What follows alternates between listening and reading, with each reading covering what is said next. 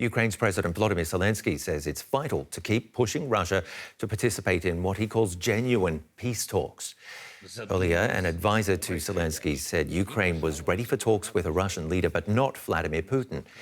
US media have also reported that the Biden administration has been encouraging Ukraine to signal openness to talks.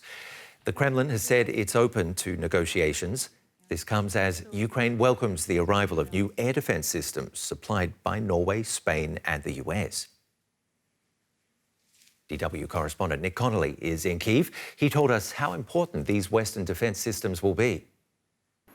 Well, they're certainly very welcome. They've been promised for a long time and now they're finally here, although we're not being told quite how many have reached Kiev so far of the total number promised, and even the total sum promised is only a fraction of what's needed to protect this country. This is, after all, a war that's being fought on a scale bigger than anything that any Western country has fought in decades, front lines of over 1,000 kilometres and cities hundreds of kilometres away from those front lines routinely being hit. So those NASAMS rockets that are coming from the US, they're used to protect the White House. They're pretty modern. They were developed in the early 2000s. They're kind of close to medium range. And then the rockets coming from Spain, they're a bit older, kind of more 70s, 80s, and they are short range.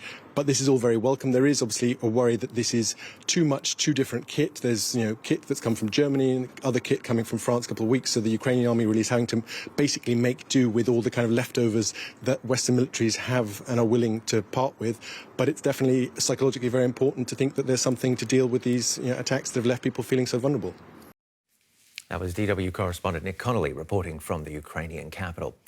As the war in Ukraine continues, many people are looking for missing loved ones. Many are feared dead, but in some cases no bodies have been found, leading relatives to hope they may have survived. Often the only way of finding out the painful truth is a DNA test.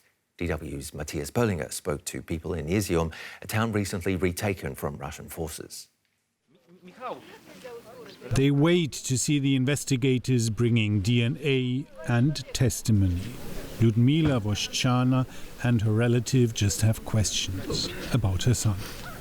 He was serving in the Ukraine Territorial Defense Force when the Russians came to Izium. She lost contact, but didn't dare to ask too much. Everyone knew the Russians were looking for families of Ukrainian soldiers. I hid. I was afraid that someone might tip them off.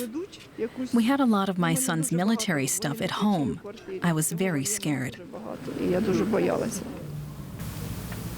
Now the Russians are gone, the world can see what the fighting did to Izium at the beginning of the war. And details are emerging from the 6 months of occupation. These include a mass grave on the outskirts of town.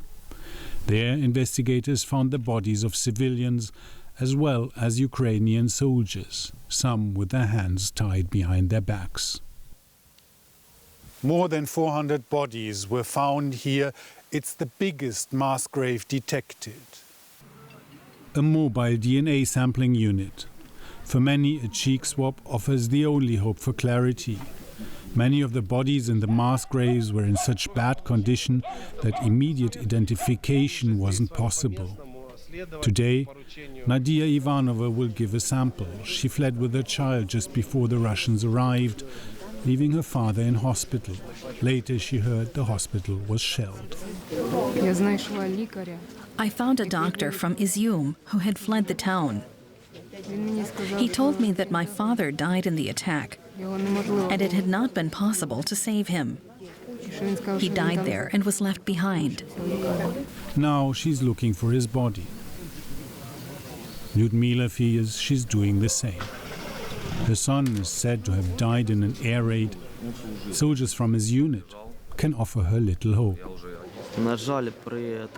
Unfortunately, if you consider where he was when the bomb hit, there's no chance he could have survived.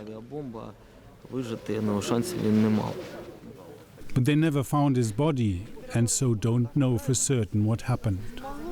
The soldiers are here to testify. Lyudmila has already given investigators a DNA sample, but hasn't heard anything. Her relative tries to find out more, but there's no news today. As long as there's no body, I still have hope. although not much.